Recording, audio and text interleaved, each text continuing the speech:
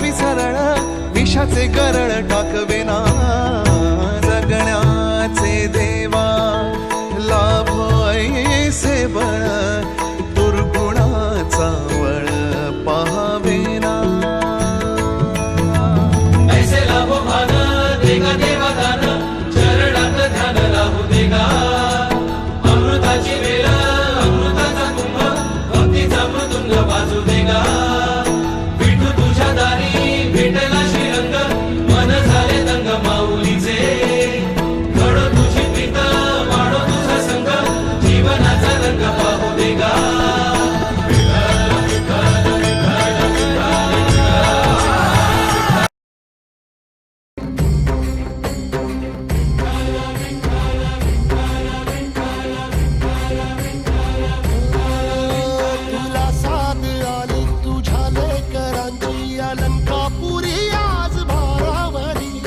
सवारीचा घेतला पावला निया वाळवंटी तुझी सावली गळा भेट घेण्या भीमेची निघाली तुझ्या राम घोषात इंद्रायणी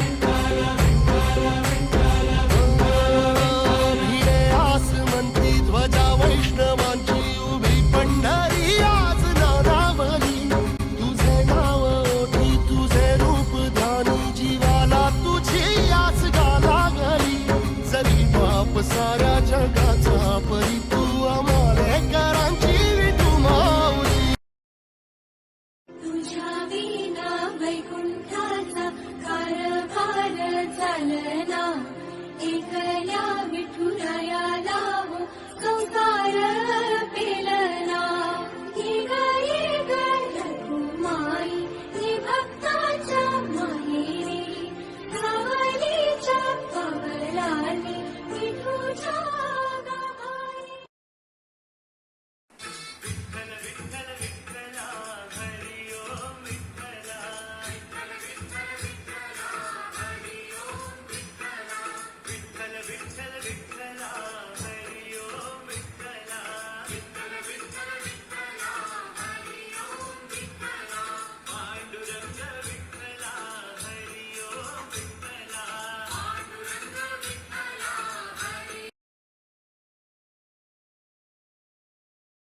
मृत्युमान नावाच्या राक्षसाला भगवान शंकरांनी प्रसन्न होऊन तुझी मृत्यू कोणाकडूनही होणार नाही असे वरदान दिले होते. त्याची मृत्यू फक्त एका स्त्री देखील होणार होती. यावेळी असं वरदान मिळाल्यावर मृत्युमानाने देवांवर देखील स्वारी केली.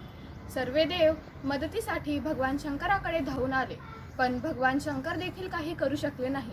भगवान शंकर सर्व देवांना घेऊन एका गुहेत लपून बसले. गुहेत लपून बसल्यावर काही दिवसांनी सर्व देवांच्या श्वासातून एका देवीचा निर्माण झाला.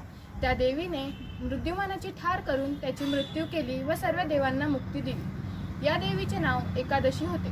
त्या दिवसापासून या दिवसाचे नाव आषाढी एकादशी असे पडले. या दिवशी महाराष्ट्रातून लाखो लोक पायी पंढरपूरला जातात. यालाच पंढरपूर वारी असे म्हणतात. चंद्रभागेत स्नान करून सर्व भक्त विठ्ठलाची मनभावे पूजा करतात.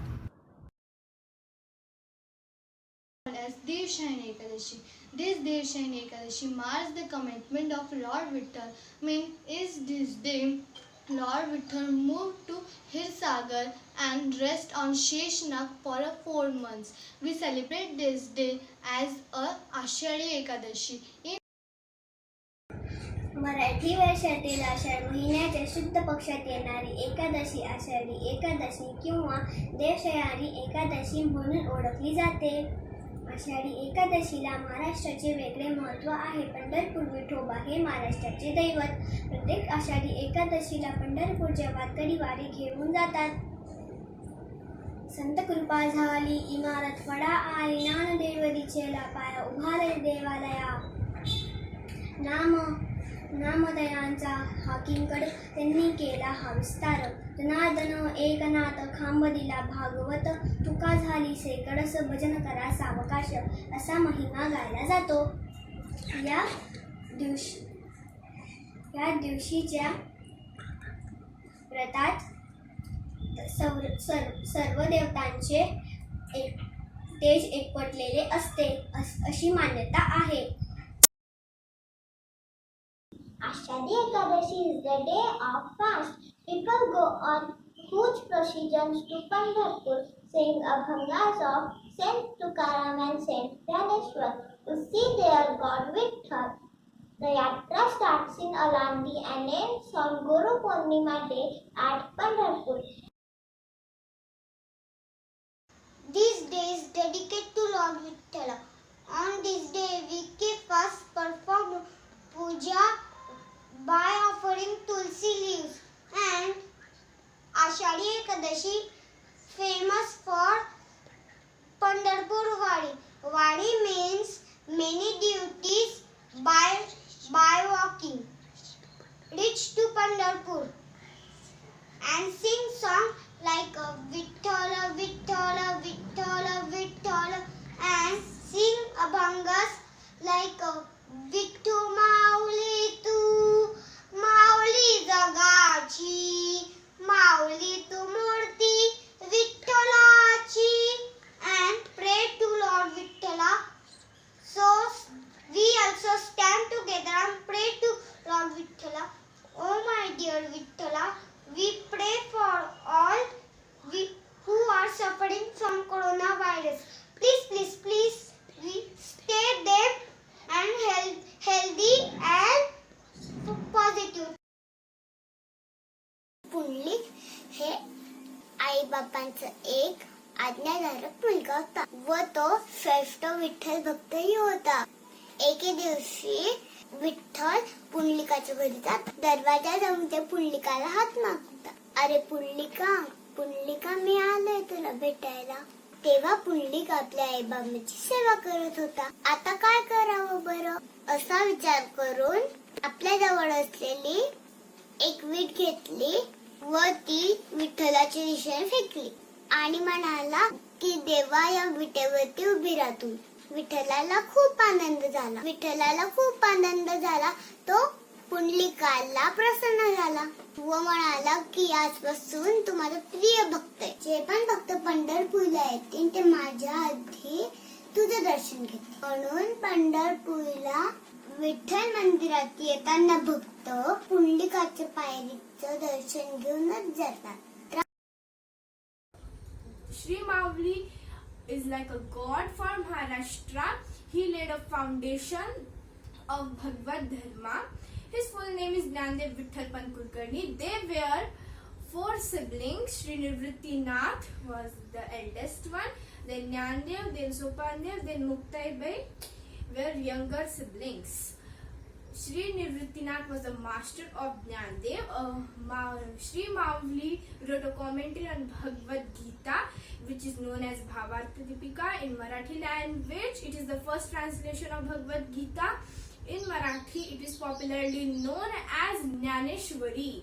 He wrote very different religious book like Amritanubhav and Chandev Pasashti. He had done very great work for Maharashtra.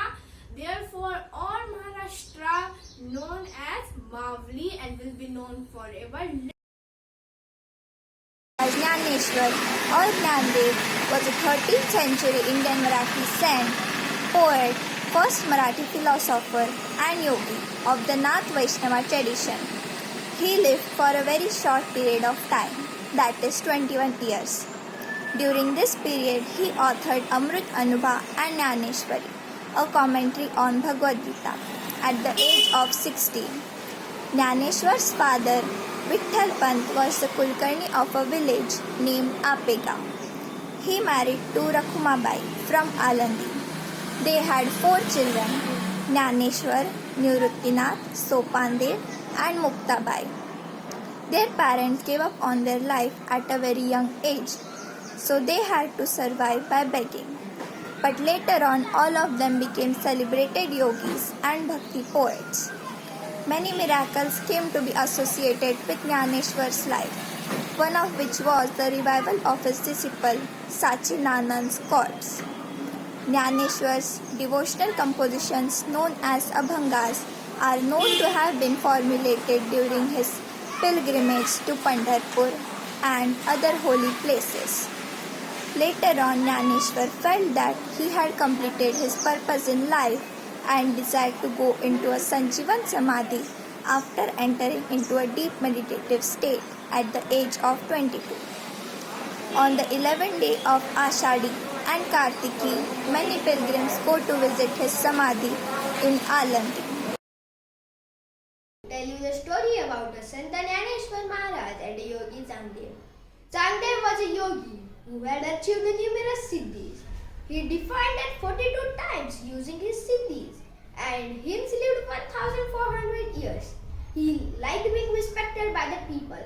One day he came to know about the Sant Jnaneshwar. He was peeved that a young boy is getting so much attention by the people. He became jealous of the Jnaneshwar's increasing popularity. He thought of writing a letter to the Jnaneshwar, but he couldn't understand how to begin. He thought Jnaneshwar was a 16 years old young boy, so how could he pay respect? And he also couldn't address him as a kid. As a Jnaneshwar was a saint, spiritually involved, he couldn't understand how to write a letter. So he thought for a while and sent a blank letter to Sant Jnaneshwar. A saint can understand the other saint, Saint Muktabai, the Jnaneshwar's sister, who wrote a reply of the letter that even though your age is 1400 years, but you are still blank as your letter. Reading this, Changdev decided to meet a Jnaneshwar himself. Changdev had developed a pride due to his extraordinary achievements. He came to visit Jnaneshwar with a bomb, sitting a rider, wielding a spirit as a whip. Jnaneshwar was sitting on a masonry wall with his sibling. When he came to know about the Sant Changdev's arrival, Sant Jnaneshwar thought he would personally welcome Sant Changdev. He immediately instructed the wall to take them to the Changdev. The wall started moving. When Changdev saw this, he was convinced that the Jnaneshwar's supremacy. Changdev understood his limited powers, being able to control the living beings only, whereas Jnaneshwar was able to control even the material objects. He immediately got down and prostrated to Jnaneshwar. Moral of the story is, using one's siddhis is an obstacle in obtaining Atmajnana, self-resignation. नमो ज्ञानेश्वरा नमो ज्ञानेश्वरा निवृत्ती उदरा सोपान देवा मुक्ताबाई नमो त्रिभुवन पावनी आद्य त्रयजननी देवाची आहे. श्रोते हो, महाराष्ट्रात वारकरी संप्रदाय प्राचीन आहे. ज्ञानदेव रचिला पाया तुका झालेसे कळस या उक्तीनुसार संतश्रेष्ठ ज्ञानदेव म्हणजेच आपल्या लाडक्या ज्ञानदेव माऊलींविषयी त्यांच्या जीवनातील एक गोष्ट आम्ही सांगणार आहोत. विठ्ठलपंत आणि रुक्मिणीबाई यांनी जलसमाधी घेतल्यानंतर निवृत्ती, ज्ञानदेव, सोपान व मुक्ताई ही भावंड अत्यंत हलाखीच्या परिस्थितीत जग निंदा सोसत वाईट टाकल्याप्रमाणे घालवित होते. एकदा ज्ञानेश्वर माऊली भिक्षेस बाहेर पडले असताना एका कर्मठ ब्राह्मणास त्याचे दर्शन झाल्याने त्याला हा अपशकुन वाटून त्याचा राग अनावर झाला. ज्ञानेश्वर महाराजांची सहनशीलता पराकोटीची असली तरी त्याच्या शिव्या व अद्वतद्वा बोलण्याने ते खिन्न झाले. आता दिसो नये जना ऐसे करा नारायणा अशी टोकाची भूमिका घेऊन त्यांनी आपल्या ताटीचे दार बंद करून घेतले. अशा वेळी ताटी उघडा ज्ञानेश्वरा असे म्हणत लहानग्या मुक्ताईने त्यांना उपदेश केला. निवृत्तीनाथांना पूर्णाचे मांडे खावेसे वाटल्याने लहानशा मुक्ताईने कुंभाराला खापर देण्यास विनंती केली. परंतु कर्मठ विसोबांनी खापर मात्र काही मिळू दिले नाही. आता मुक्ताई रडत रडत घरी आल्यावर निवृत्ती नामदेवांनी तिची समजूत काढली. खापराऐवजी माझ्या पाठीवर मांडे टाक असे म्हणत संत ज्ञानेश्वरांनी तिची समजूत काढली. आणि खरोखरच योगविद्येच्या देवाने आपल्या पाठीवर आपल्या बहिणीला मांडे भाजून दिलेत, अक्षरशः पाठीवर. अशा अनेक संतलीलांनी ज्ञानेश्वरांचं जीवन संजीवन झालेलं आहे.